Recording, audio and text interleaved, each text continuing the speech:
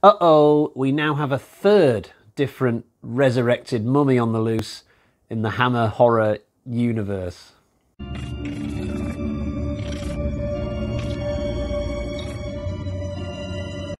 Hi guys, so before we get into it, the usual reminder that you'll find all my other Hammer reviews in my Hammer playlist, and there will be spoilers today. This movie is 55 years old. It's almost old enough now, this movie, that soon we'll probably have to read some magic words from a Shroud just to get it to play on modern systems. No, we're nowhere near that yet. So this is the third of 4 Hammer mummy films. They're all completely unconnected to each other, so you can watch them in any old random order that you want. This third one, like the previous 2, starts out with an archaeological dig team heading to Egypt, and they dabble in something that they shouldn't out in the desert, and next thing there's a murderous mummy on their coattails trying to bump them all off. This film doesn't do anything new in terms of story. It's your typical mummy plot, really.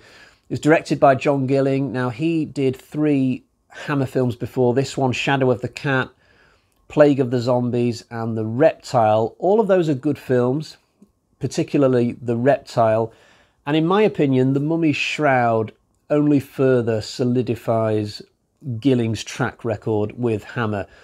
Not everybody likes this one. If you go online and poke around a bit, you'll probably discover that this one is considered one of the lesser of Hammer's mummy films. But I watched it for the first time a couple of years ago, and from what I can recall, I really enjoyed it, albeit coming into this rewatch, I couldn't remember hardly anything about it. I sort of remembered a couple of scenes in a hotel lobby, and that was about it.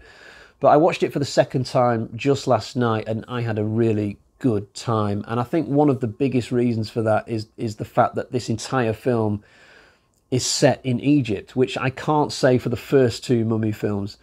Now, as great as the 1959 mummy film is, in fact, let me just go on a little side tangent when it comes to the 59 mummy film. I did a review of that quite close to the start of the channel, and I think I only gave it like 3 out of 5, but I've watched it 2 more times since, and I absolutely love it now. It's like a 4.5 out of 5 film for me now. But if you've only just discovered the channel, and maybe you've recently watched my review for 59 Mummy, and you think I'm middle of the road on it, I'm not a massive fan of it, don't take my word on that anymore, because I've really grown to love it a hell of a lot more since then. Right, okay, back to the Mummy Shroud. So, yeah, if there's one misgiving I have about that 59 Mummy film, it's that a lot of it is set in England, basically. They're very, very quick to move the action out of Egypt, and I think The Curse of the Mummy's Tomb, the second of Hammer's mummy films, does exactly the same thing. That film is very quick to get on a steamboat, and I think they end up in like a sewer in London or something. But this third one, entirely in Egypt, and I really appreciated that. I think there are so many Hammer horror films set entirely in England that when it comes to the mummy films, why not just distinguish them from other Hammer horror films by, you know, taking advantage of the Egyptian feel, keeping the action in Egypt, which is what this film does. And on the Blu-ray that I watched this film last night, wow, it looks absolutely gorgeous. The colour palettes are absolutely amazing. Maybe the details in the set design, not quite up to some of the sets you see on some of the more 5-star Hammer films from years gone by, but in terms of the film's vibe, I just absolutely loved it. I was thinking all the way through just how gorgeous this film looks. We could debate things like story and character till the cows come home, but that will not take away from just how sumptuous the overall look of this film is. Although I do say that, of course, as somebody who has never been to Egypt personally. To my surprise, though, this film was filmed in England, even if it wasn't set there. I at least thought that they would be filming somewhere exotic, like Spain or Palestine or somewhere like that. I never for a second thought that they would actually film in Egypt. But no, this entire thing was filmed back home in Blighty, in a combination of Berkshire and Buckinghamshire, in a sand quarry.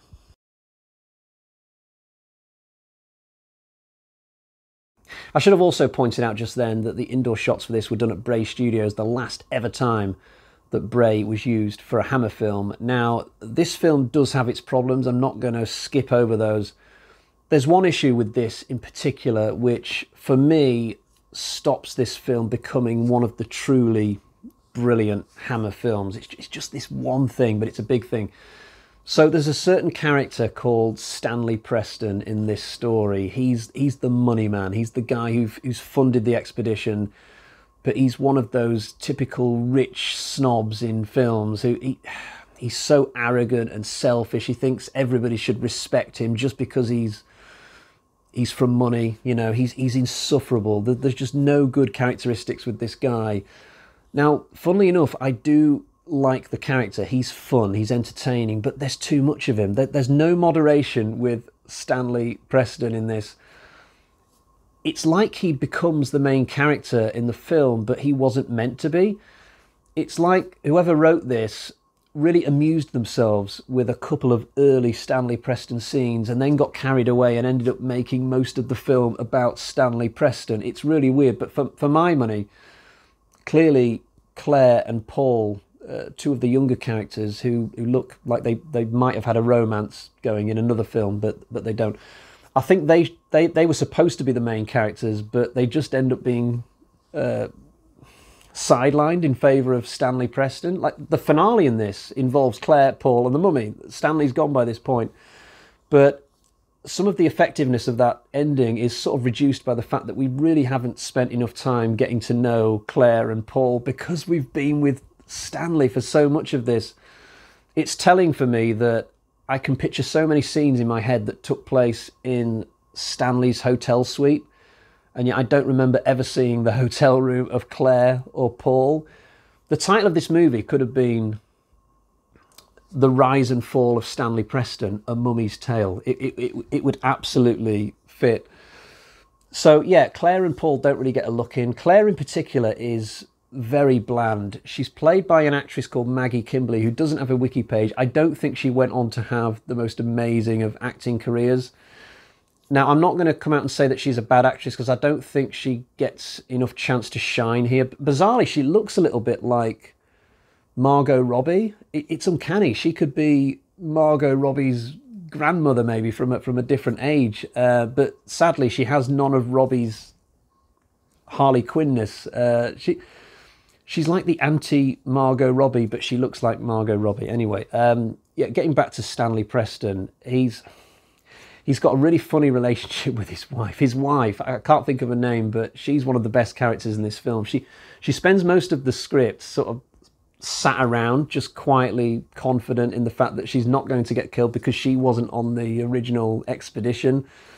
But she's got this permanent smirk on her face because she knows her husband, seemingly intuitively, she knows her husband is going to die at the hands of the mummy. And that doesn't bother her. She quite likes the idea of getting rid of him and just inheriting the estate for herself, I guess. This relationship clearly died years ago. There's a moment where Stanley moves in to give his wife a kiss, and it's the most awkward thing you've ever seen. I think maybe back in the 1920s, when this film is meant to be set, marriages didn't dissolve very easily compared to nowadays. I think in 2022 these two would have divorced a long time ago. But this wife character, she's really funny. There's a scene just after Stanley gets killed where we cut back to the hotel room and the wife is just sat on the couch and the police are there and some of the other characters, and the wife doesn't look any different from the previous scene when Stanley has arrived. She's not even trying to put on a show for anyone. She's just like, yeah, he's dead. I'm fine with that. Yeah, no problem at all. Someone else who Stanley spends a lot of time with in this is a character called Longbarrow, who I presumed at the start was the hotel manager, but I started to have my doubts by the end, because this character seems to morph into being Stanley's manservant by the end of the film. Now, this character could have gone badly wrong. He's one of those little people who sort of constantly trying to appease someone they believe to be higher in society than them. You know, Longbarrow is always running around going, "Oh yes, sir. Oh, I'll get that for you, sir. Oh, I'm so sorry, sir. I'll see to that right away for you, sir. Oh no, I'll honestly, sir, I'll be right there for you." It's like, you know, a snivelling type of wretch type character. But in the hands of a bad actor or an average actor, this part could have been really, really annoying. He's a little bit like Smee from Peter Pan, I guess, but because he's being played by Michael Ripper, it's done really, really well. Ripper's a long-time Hammer actor, and he's such a good actor. Like the the hand movements and the facial expressions he comes out with. He ends up making this character one of the best in the movie just because of how he plays him. And there are a couple of moments late on where firstly, he gets told by Stanley that he's going to let him, he's going to be allowed to go on the escape trip back to England if it ever goes ahead, which it doesn't. And the look of elation on Longbarrow's face is just a joy to behold. And then a couple of scenes later, we get the complete opposite because Stanley changes his mind. He says that no, Longbarrow can't go on this trip anymore. And you see this dejected look on Longbarrow's face, and it's heartbreaking. It's the way that Ripper plays it, absolutely brilliant. Overall, it's just an outstanding performance by a long-time Hammer dependable.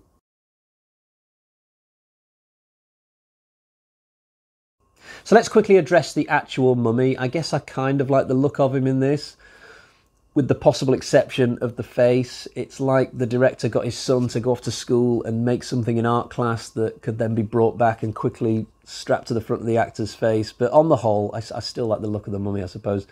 I like the looks of all the mummies in these Hammer films, though I still think the 59 version is the best, the one that Christopher Lee did. Not just in terms of the look, but the way that Lee played that part. Just absolutely terrifying. There are some brutal kills in the Mummy's Shroud, though. I was quite surprised. There's one guy who gets killed with acid being poured on him and then set on fire, and poor Andre Morell getting his head squidged as if it's like a Jason Voorhees film or something. I mean, you don't get to properly see that. This was 1967 after all. You're spared the juicy details, but I think that was what was happening. And then there's Longbarrow getting wrapped in a quilt and thrown through a window, and presumably his head smashes on concrete. There's some good stuff. Ironically, though, the weakest death probably goes to Stanley Preston. You'd think they would have saved the most vicious kill of all for him, but no, he just gets the standard mummy arms around the neck thing.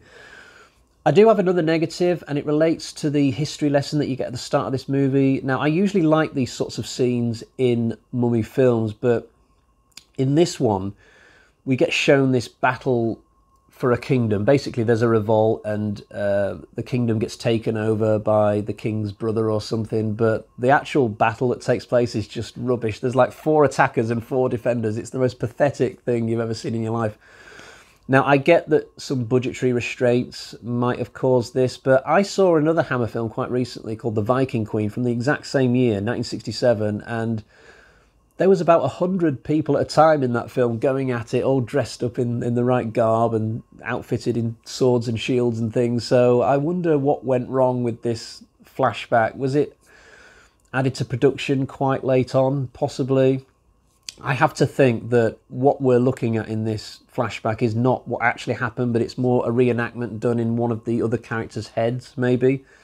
When the young prince is buried in the crypt and he's just left there by his manservant, he's guarded by a character whose name I can't think of, but there's an equivalent character in the 1999 Mummy film by Steven Soderbergh. His name was Arbesh Bey. He was a very suave character. He had face paint, and it was his job to guard the tombs from all the invading Brits and Americans who wanted to grave rob, you know, but really well done character. It was easy to think that this would have been a popular character with the ladies, and he came back for the second Mummy film in that particular trilogy. But the equivalent character we get here in the Mummy's Shroud is at the complete opposite end of the spectrum. It's just this really shouty guy who looks like he hasn't shaved that morning. He comes running out of the crypt shouting and bawling. They do tone him down a little bit for the rest of the movie, but that first impression never quite left me. Speaking of the 1999 Mummy film, there is something in this that they stole and used in that later film, which I think is really cool. So when Longbarrow dies, he drops his glasses and steps on them, and then he's looking around with blurry vision and he sees the mummy in the doorway. They used that exact same idea in the 1999 Mummy film, and for me, that is really cool.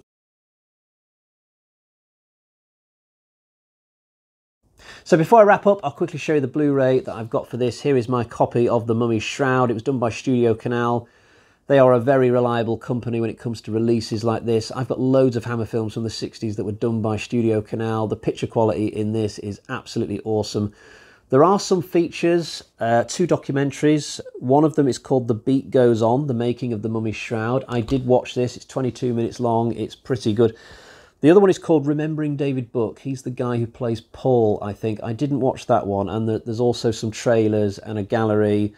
Now, if you're in America, I think there's a Screen Factory version, or it's one of those companies that we don't get over here. And the American version, the Region 1 version, has a commentary track in addition to all this. So if you're in America, then maybe don't go for this one. But this version of the film is absolutely fine by me. Picture, audio, some features, absolutely great. So there we have it. Let's get to the bag of terror and find out what sort of score I'm going to give The Mummy's Shroud.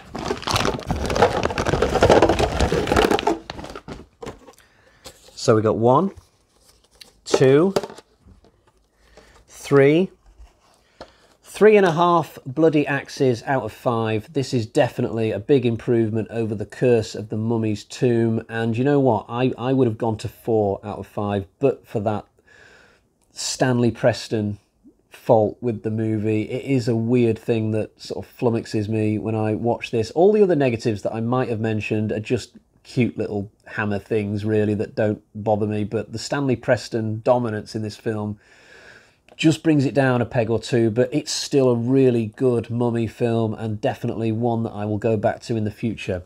Right, that's all for today. I'll be back soon with another Hammer review. Until next time, don't go digging up any tombs, and I'll see you again for another video. Bye-bye.